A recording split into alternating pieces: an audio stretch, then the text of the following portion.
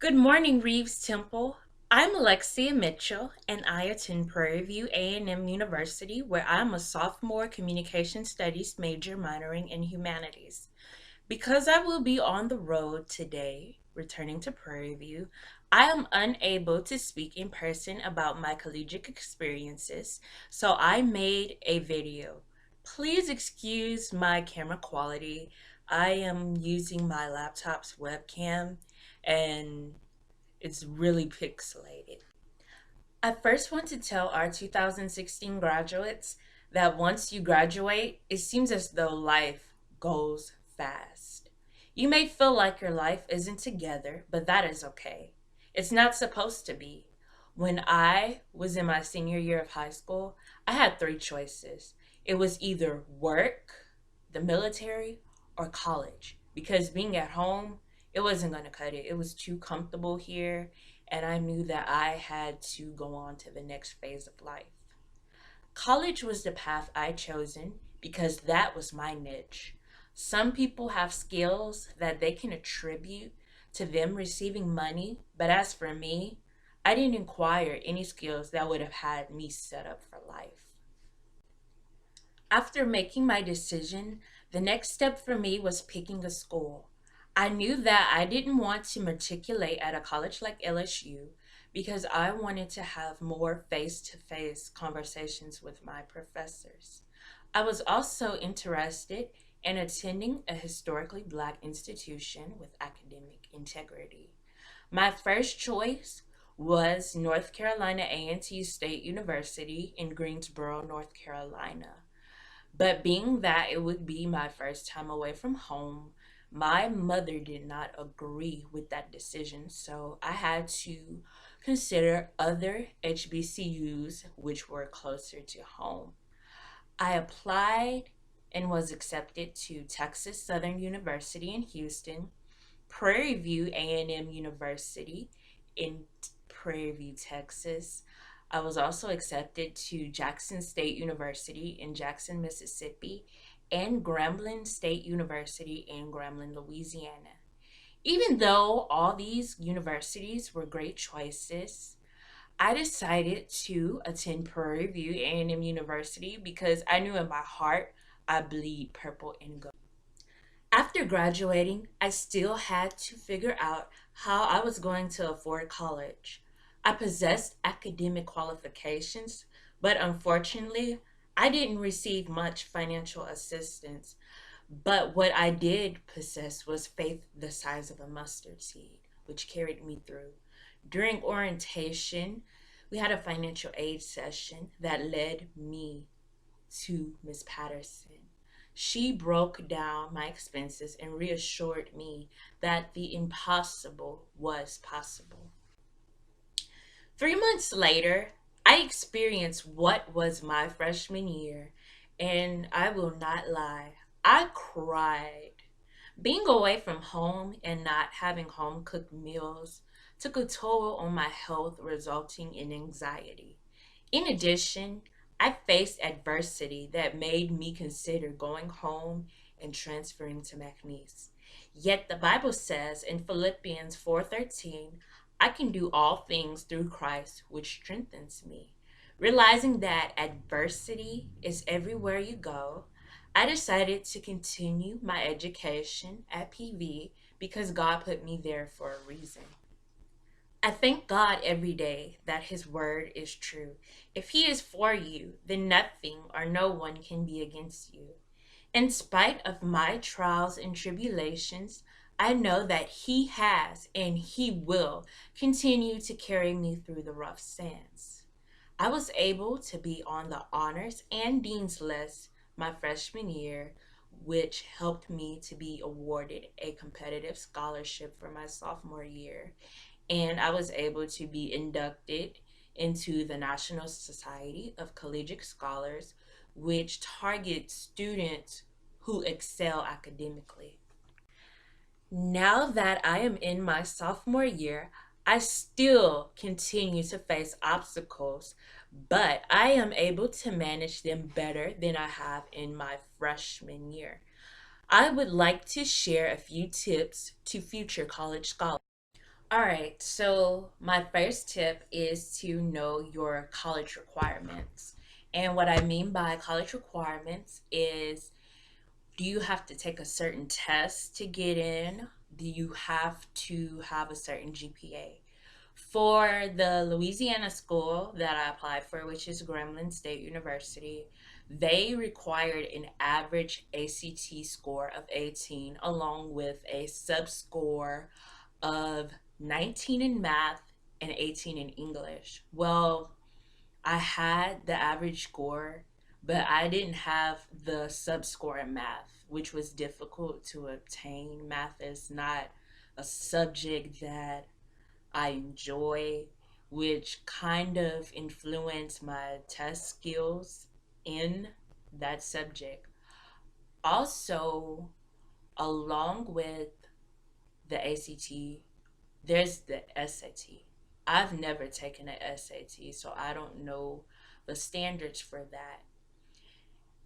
In Texas, when I was applying for Prairie View, they asked for a tax score. And me being from Louisiana, I didn't know what tax was, but it's the equivalent of the end of course tests that we took towards the end of the year and stuff. But I didn't need my tax score.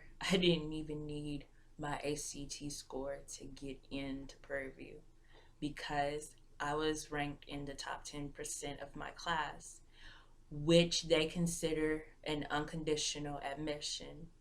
So I didn't need an ACT score to really put me in admissions. However, I did need the ACT score for scholarships, which I could not get. My second tip is to do your FAFSA between January and March because of priority deadlines. FAFSA starts on New Year's Day, but most people do not get their tax papers in before New Year's. So it's ideal to at least start in February because there are priority deadlines. For Prairie View, what I remember is our priority deadline is always on March the 15th. So I have to make sure that I contact my mother, ask her, did you file your taxes? And all I have to do is use the auto feature and her information is there. The reason why you would want to get your FAFSA done before the priority deadline is because that's who benefits most from the financial aid. There are people who will wait until June to do their FAFSA filings just because June is like the last month you can file for FAFSA, which is very unfortunate and unlucky. And if you are a fan of waiting in the financial aid line, I say go for it. But if you are like me, very impatient, very unwilling to handle attitudes of the financial aid administration, I ask for you to go ahead and do your FAFSA early. My third advice is scholarships. Like I've mentioned earlier, some schools do offer scholarships according to your GPA and your ACT score. When you don't have the ACT score or the GPA, it's really by luck if you get the scholarship. But there are other ways to getting money. Like I did a I did an application for a common scholarship worth about $2,000. And I had to apply through financial aid to get the scholarship. Also, there's alumni chapters of the school that will be willing to give you money. My freshman year, I applied for a National Alumni Association scholarship, and I was one of five people, the only freshman to win the scholarship, which helped a lot with books and paying off tuition. Also, your departmental scholarships. Like if you're a mass comm major, if you're an engineer, if you're a nursing student, even if you're an architecture major, you will receive a scholarship according to your department head.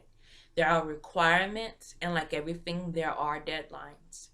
Another way to get a scholarship is if your GPA is outstanding.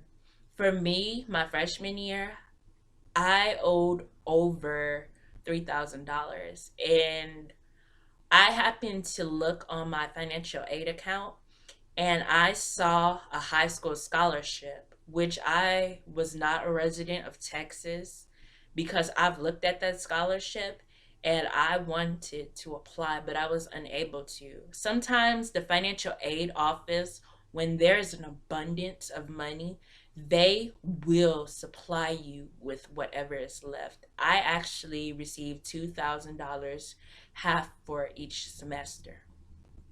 Another way you can get financial assistance is through your high school counselor. There are scholarships galore in the high school counselor's office. And the year I was graduating, my counselor would complain about how these students are not even coming to her office to get scholarships for college. And it's sad to say, but if you don't go to the counselor's office and look for a scholarship, you'll never know that it's there. There are people in high school that announce there's a scholarship in the counselor's office, and only three people who know exactly that they're going to college will go there. And it's sad because that's money from local organizations, and it's horrible. Another way you can get a scholarship is they have networks. Like they have the National Association of Black Journalists for mass communication majors. They also have internships to get money. They have organizations like the Students Nursing Association. There's also the United Negro College Fund.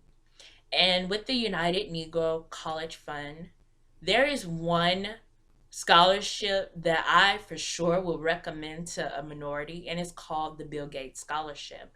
And what that scholarship does is if you are a minority student, Black, Asian, Latino, anybody that's not Caucasian, you can win a scholarship that will give you a full ride. It will pay for your tuition, it will pay for your room and board, it will pay for your books. I've applied for that scholarship, but I was unable to win it. But the good thing about being a Bill Gates scholar is if you are in the STEM field, the science, technology, engineering, mathematics field, including nursing, if you join and become a scholar and you plan on going to a graduate program, Bill Gates will pay for you to go to graduate school. That is something to keep in mind. My fourth tip of advice is to talk to as many college graduates as you please. When I say college graduates, I mean like a teacher, a counselor, or somebody that went to school in a major that you desire. When I was a mass communications major, I was able to get two interviews with KPLC Rebecca Cade. I've also been able to get an interview with Seth Lewis, and they told me how my major is fast paced, how you do need to have a certain set of skills like videoing, recording, great diction, great language. You also need to be a people person. And while I was a mass communications major, I saw what they told me. And I wished that I would have paid more attention to them. because I had to change my major. I found that being a mass communications major is very competitive, and the real me is not a competitive person. I do not like having to be a video camera person. I don't like interviewing. I cannot multitask, which is something that that job required. So I ended up changing my major to communication studies because I thought, well, maybe I want to get into the government, become a diplomat. The news personality idea was not for me. I was not interested one bit into recording, learning the ins and outs of a camera. I was not interested in the script writing. There's a certain way that you have to write the scripts.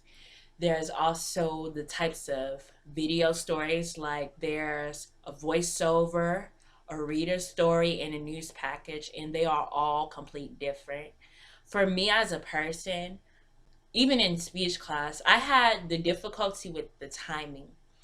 Like a reader was 30 seconds, a voiceover story was 45, and a news package was 1 minute and 30 seconds to a minute and 45 seconds. And I talk a lot, so that was something I didn't look forward to, was editing and stuff, because I felt like I would miss the important ropes of what I was trying to convey to my readers. I share my experiences and tips in hope that if you attend college, you are prepared for success. Remember, with God, all things are possible. See you in May. God bless.